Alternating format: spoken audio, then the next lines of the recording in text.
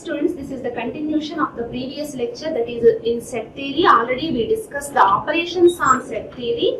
Then in the previous class we discussed the problems on using the proper identities of set theory. In this class I am going to explain the topic of principle of inclusion and exclusion. Right? This is part 3 of this set theory. In the previous class we completed the operations on set theory. Right? What are the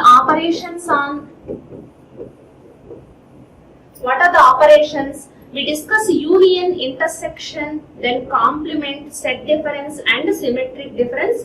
Next we see basic set identities, and then we completed the properties of set difference and symmetric difference.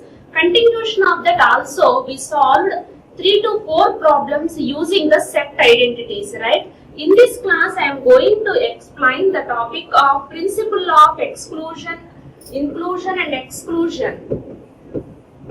Principle of inclusion and exclusion.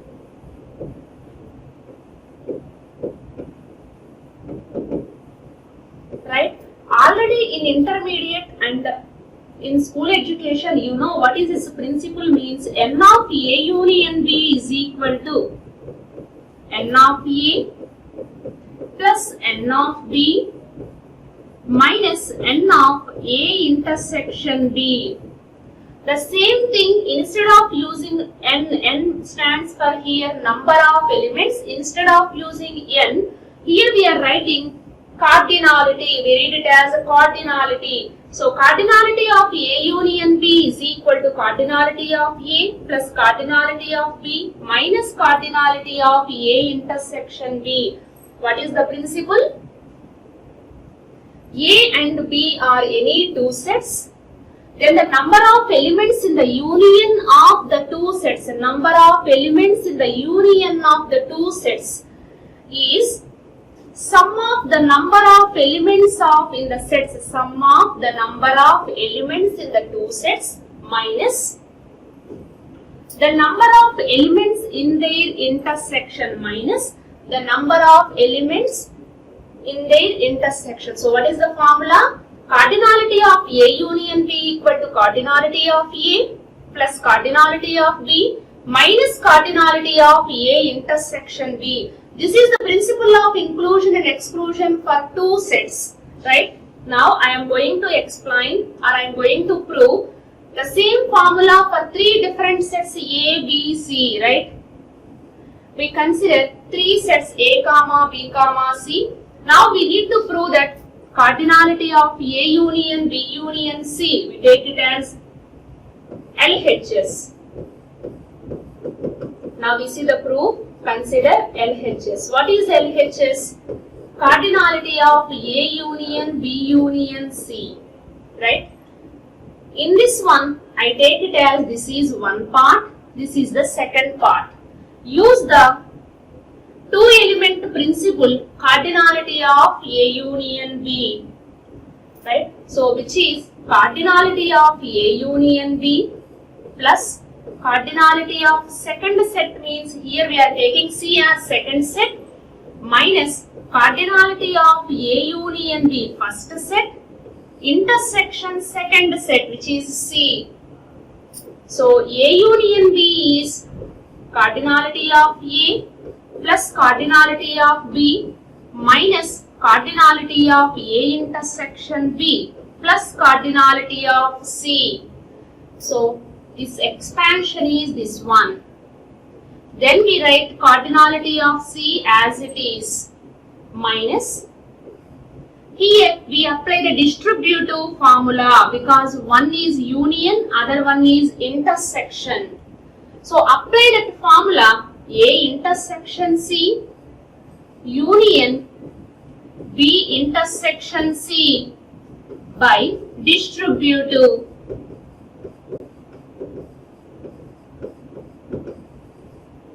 Right? Now, in the last term, treat this as one term and this is the other term. again apply the principle of inclusion exclusion for two sets, right? So it is nothing but cardinality of A plus cardinality of B minus cardinality of A intersection B plus cardinality of C minus, for this last term again apply the principle for two sets. So this is the first set, this is the second set. So cardinality of first set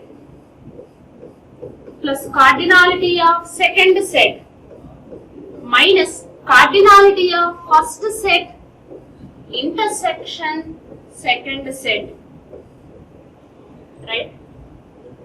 So cardinality of A plus cardinality of B, write this term here, plus cardinality of C minus cardinality of A intersection B. Multiply this negative sign inside of parenthesis, it becomes minus cardinality of A intersection C minus into plus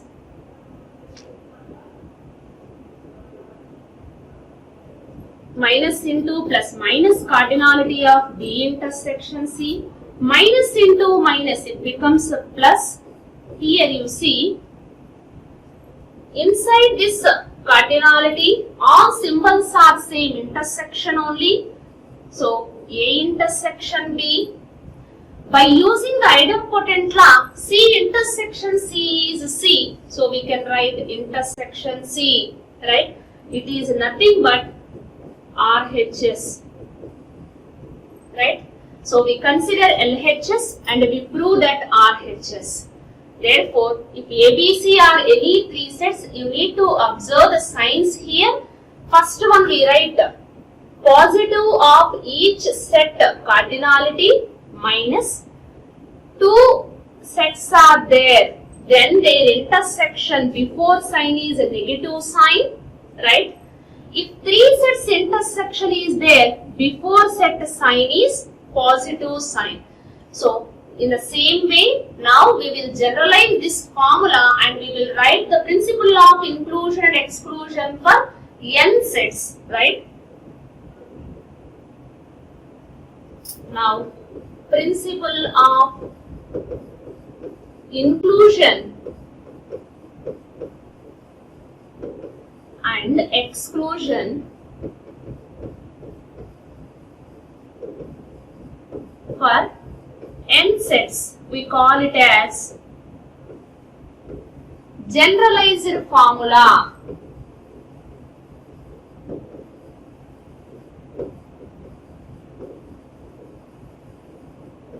Okay, so let A1, A2 and so on An be n sets.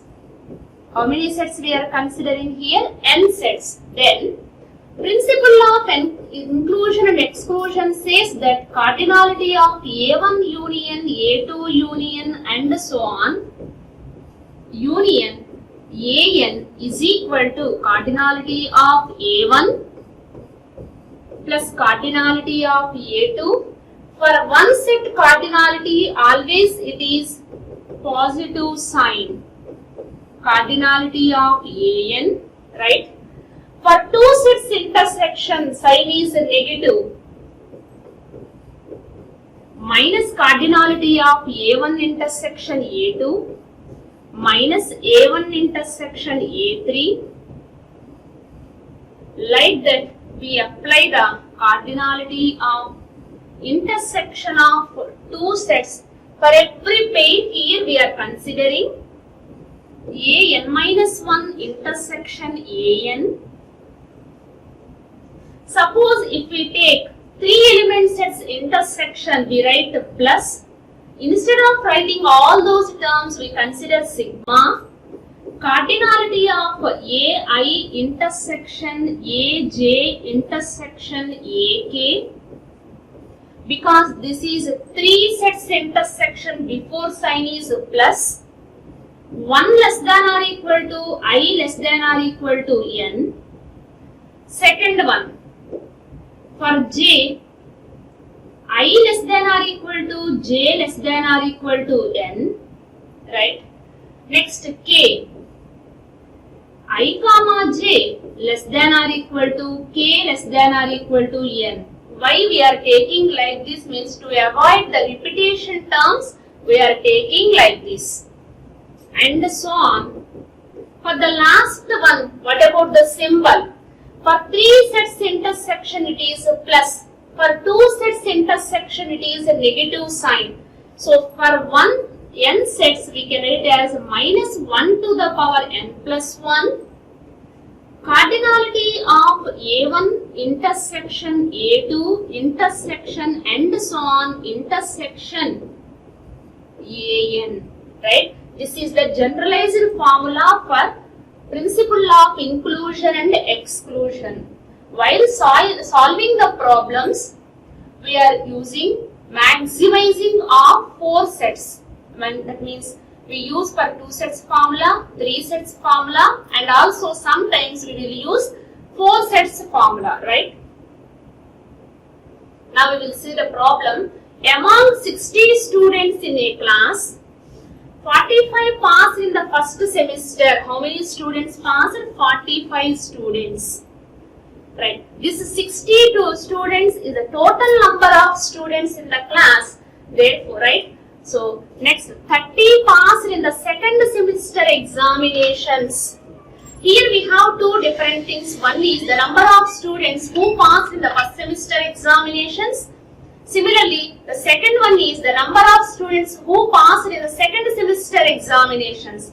So, let set A represents set of students who passed in the first semester examinations, and B represents the set of students who passed in the second semester examinations, right?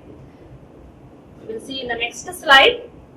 So, because given that 45 students passed in the first semester, so cardinality of A is 45.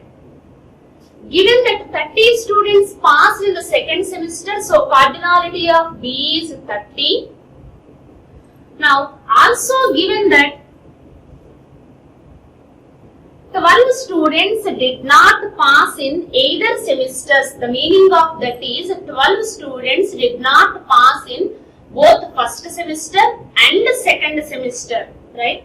It can be represented by cardinality of A complement intersection B complement, because A represents the passed students in first semester, B denotes that the number of students who passed in the second semester.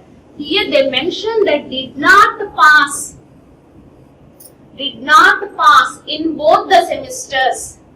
So that cardinality of A complement intersection B complement is 12, right? How many total number of students are there? Total number of students are 60 students. Here 12 students did not pass in both the semesters means the number of students who passed in either first semester or second semester or both gives us 60 minus 12. These are the students. 48 have passed in either the first or second semester or both, which is denoted by cardinality of A union B, right? So, we know that the formula for 2 sets, cardinality of A union B is cardinality of A plus cardinality of B minus cardinality of A intersection B. So, A union B is 48 right here, cardinality of A is 45, cardinality of B is 30 minus cardinality of A intersection B. Now, take this cardinality of A intersection B to the left side. It becomes 75 minus 48. So, total 27 students passed in both the semesters, right? The same thing we can also solve using the Venn diagram. Whenever the problem is the same problem, if they ask in the descriptive examination, you need to explain like this. If they ask in the online examination, that is midday online, you need to find out the value within a short span of time. For that, we will calculate like this, total 60. How many students passed in A? That means first semester total 45 students, right? Cardinality of A is 45. Cardinality of B is 30. Now, in both the semesters, how many students did not pass? 12 students did not pass. This is out of both A and B. Now, cardinality of A union B is how much? Total it is 48. Now, here we have 30. How many students are there in the intersection part? Intersection means the students who are passed in both the semesters, right? We need to suppose take it as sum x. Now, except this part, how many students? 45 minus x. What about this 30 minus x? This shaded part is 30 minus x. It is 45 minus x. If we combine both, that is cardinality of A union B, we know what is its value. It is 48. How can we get this one? Total 60 minus 12 is 48. Right? It is 60 minus 12. Now, this 48 is nothing but this entire part. So, 45 minus x plus intersection part x plus the other part is 30 minus x. We will get 48 is equal to 45 plus 30, 75 minus x. So, what is x value? 75 minus 48, we will get 27. If we represent the given data using Venn diagram, you will get the answer in 2 or 3 minutes, right? We will see the next sum. How many positive integers not exceeding 2000 which are divisible by 7 or 11, right? All of you know this formula, which is float function of A by B, right? Float function of A by B. We read this symbol, only it is closed in the downside. We call it as float function. We call it as float function. How can we define this float function? Greatest positive integer less than or equal to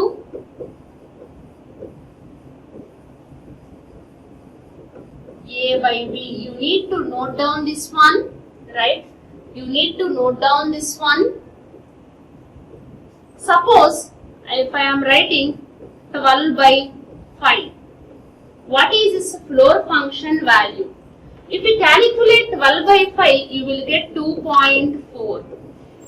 So, what is this one? Greatest positive integer, which is less than or equal to A by B. So, value is 2. Only we are considering the integer part. So, we call it as integral part of A by B also. So, what is this value? Floor function of 2.4 is 2. You need to remember both A and B must be positive integers, right? Both A and B must be positive integers. Before going to the solution, you need to remember this floor function of A by B is only we are considering the integral part. Note down this one. Only we are considering the integral part. Now I am going to solve the problem. How many positive integers not exceeding 2000 means not greater than 2000. Not greater than 2000 can be written as less than or equal to 2000, which are divisible by either 7 or 11. Here we have two things. The number of positive integers divisible by 7 is one thing. The other thing is number of positive integers divisible by 11 is the other thing. So, let capital A represents number of positive integers, right, less than or equal to 2000, which are divisible by 7. Right? What is the other thing? 11. So capital B represents the number of positive integers less than or equal to 2000, which are divisible by 11. So we are denoting the given two numbers in two different sets A and B. Now we need to find out the number of positive integers less than or equal to 2000, which are divisible by either 7 or 11. That is, we need to calculate cardinality of A union B. By principle of inclusion and exclusion,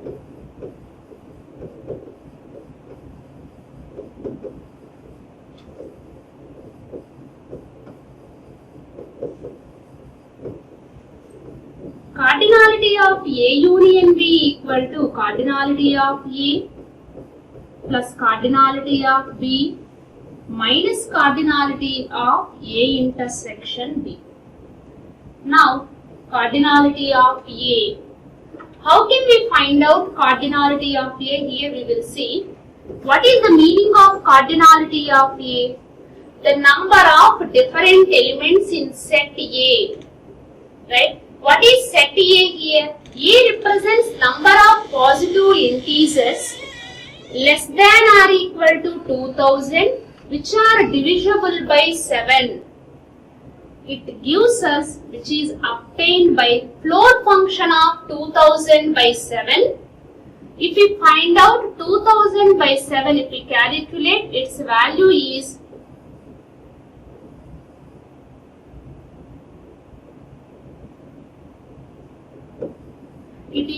like 28.5 something.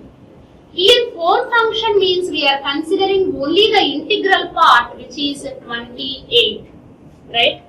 So cardinality of B is number of positive integers less than or equal to 2000, which are divisible by 11, right?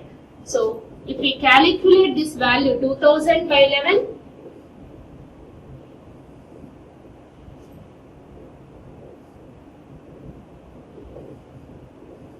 it is like some 181.8, right? So only we are taking integral part, it is 181. Next thing we require cardinality of A intersection B. What is the meaning of A intersection B? Number of positive integers less than or equal to 2000. But these are divisible by both 7 and 11. 7 and 11, because both are prime numbers, it is divisible by both 7 and 11 means 7 and 11 divisible number means it must be divided by 77, because 7 into 11 is equal to 77, right? What is its one? It is 2 times 144. 144 means it is 56, 560, 27 point, we get some value which is 27 point,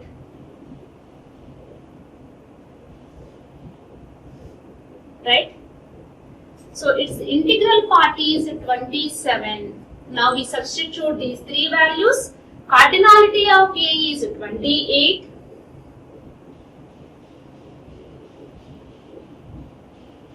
Wait, here we will do one mistake. What is that one means? I think this is wrong. We will see here. 1 second. 7 2s 14, 6, 7 8s 56, 54, 0. 35, again 5, 7. It is 285. Sorry. Right, now we substitute the values. 285 .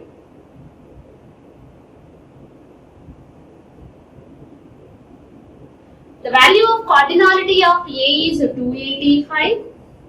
Cardinality of B is 181 minus A intersection B cardinality is 27. Add these two values.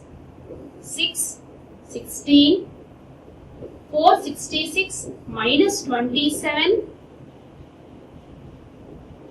9.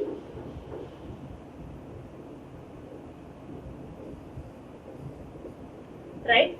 So, we will get cardinality of A union B is 439, which gives us the either belongs to set A or belongs to set B, means that the properties of A and B, using these two, we can say that the number of positive integers less than or equal to 2000, which are divisible by either 7 or 11, is how many numbers are there?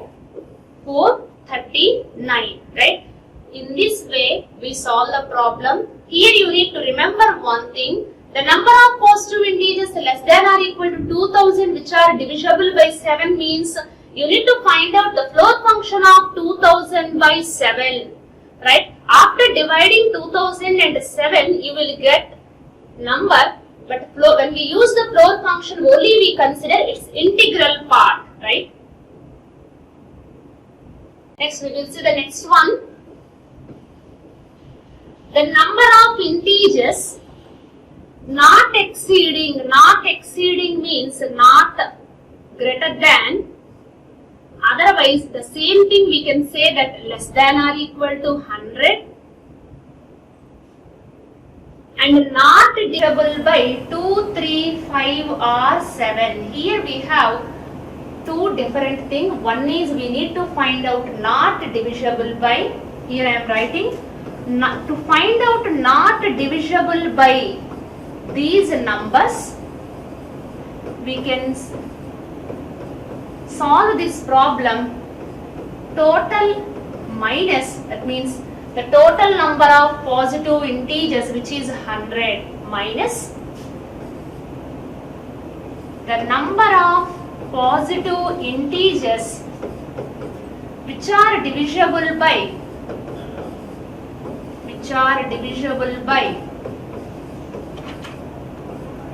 2, 3, 5 or 7. Right?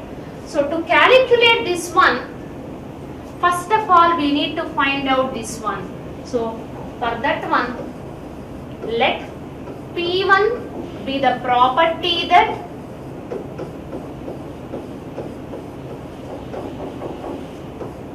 number of positive integers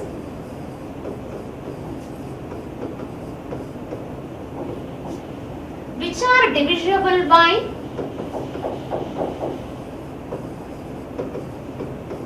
2, right? Which are divisible by 2. Similarly, P2 be the property that the same here also number of positive which are divisible by 3. P3 be the property that the number of positive integers less than or equal to 100 which are divisible by 5. And P4 be the property that number of positive integers which are divisible by 7. Right? Now we find out first cardinality of P1, which is 100 by 2, floor function value is 50. Cardinality of P2, floor function of 100 by 3, it is like 33.3. Its integral part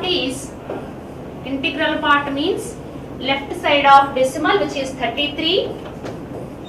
P3 means 100 by floor function of 5. Its value is 20. P4 means floor function of 100 by 7. It is 14.2. Value is 14. Next we find out cardinality of P1 intersection P2, which is obtained by, here P1 means the property of divisible by 2, P2 means property of divisible by 3, P1 intersection P2 means property of divisible by 2 and 3. A number which is divisible by 2 as well as divisible by 3 means it must divisible by 6.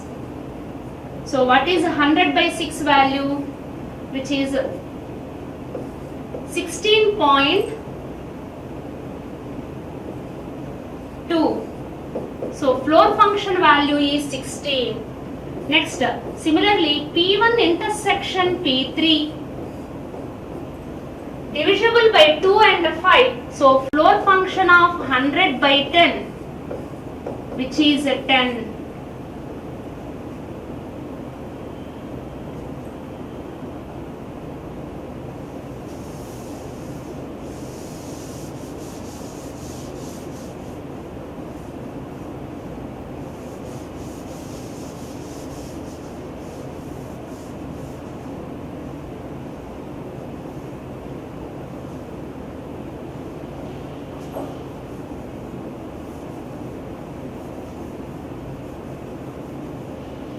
Next, floor function of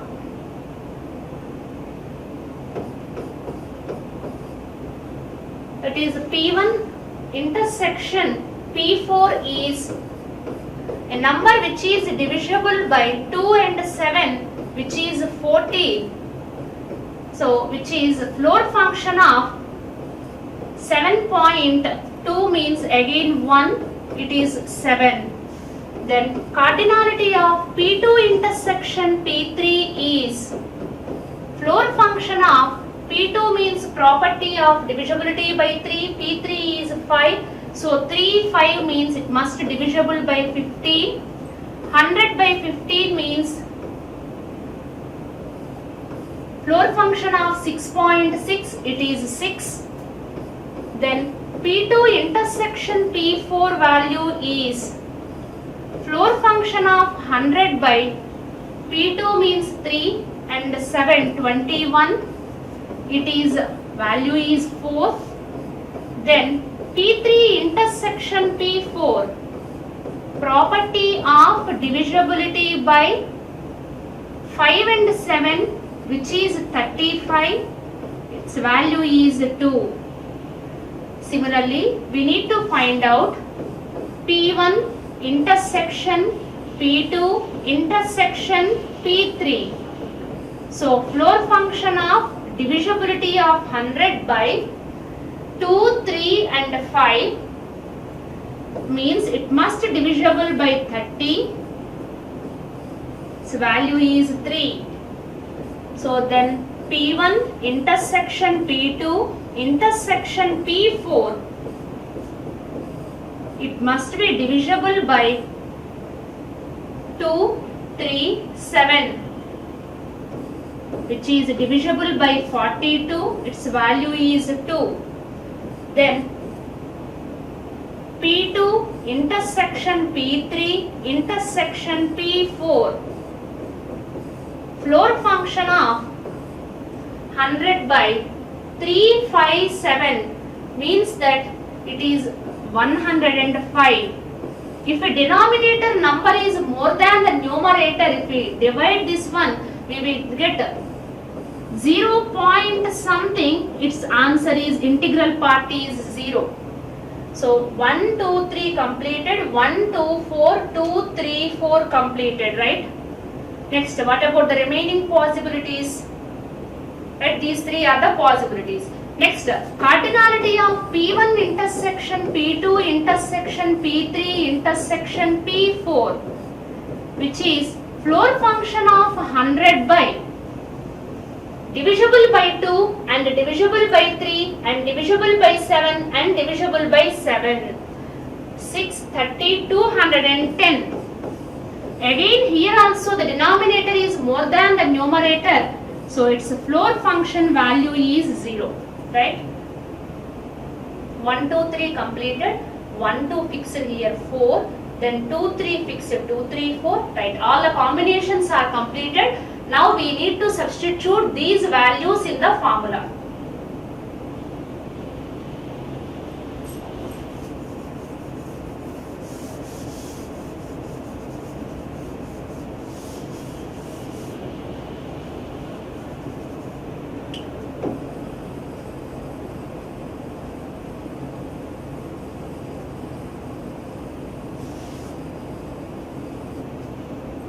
Right, all these values are required values. So here I am writing the formula.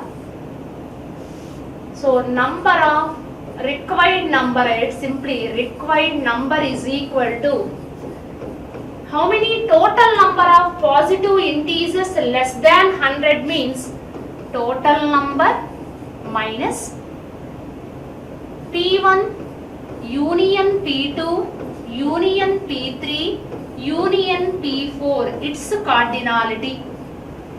Why we are taking means because here not divisible by 2, 3, 5 or 7 is there, which is equal to the number of positive integers less than or equal to 100 is 100 minus this formula becomes cardinality of P1 plus P2 plus P3 plus cardinality of P4 minus P1 intersection P2, P1 intersection P3,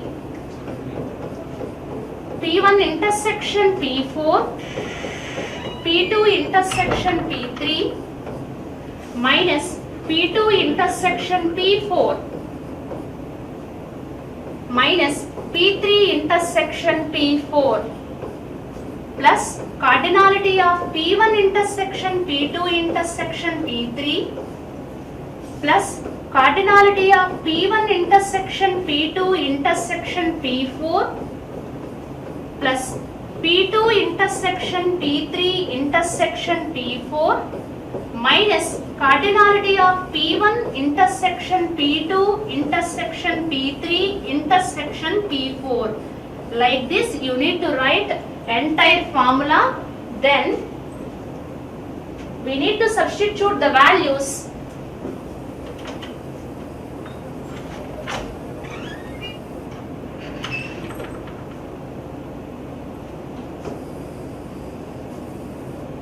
So which is equal to total number 100 minus of P1 value is 50, just now I erase it, P2 value 33, P3 value 20, cardinality of P4 40, right?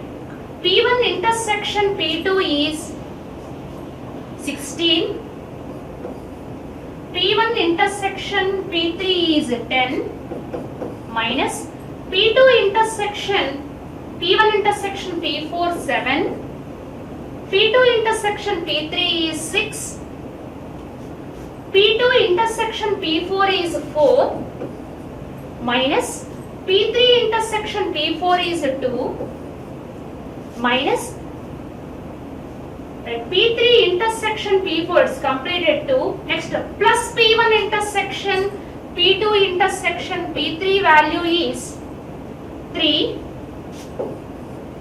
plus P1 intersection P2 intersection P4 is 2. Remaining values are zeros. So we need to end that bracket.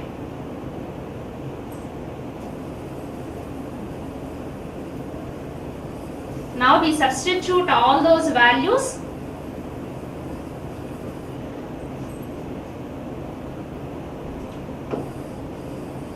The remaining part you need to simplify this. You need to add all the positive terms and subtract the negative terms from that one. Finally you need to subtract this value from 100.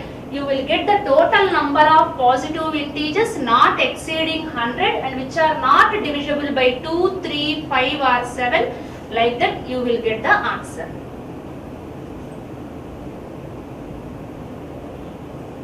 Right? See the next sum. You need to practice this one. Same model. The number of positive integers n. The number of positive integers n. Where what about n? That means which is less than or equal to 2000. Divisible by 2, 3 or 5, but it is divisible by 7. So not divisible by means here you need to take P1 related to 2, P2 related to 3, P3 related to 5. So number of positive integers not divisible by 2, 3, 5. You need to find this one. Then you need to find number of positive integers not divisible by 2, 3, 5 means total number 2000 minus P1 intersection P2 intersection P3. After that, number not divisible by 2, 3, 5 and divisible by 7, which is equal to this number divisible by 7. If you take floor function of that, you will get the answer. Thank you.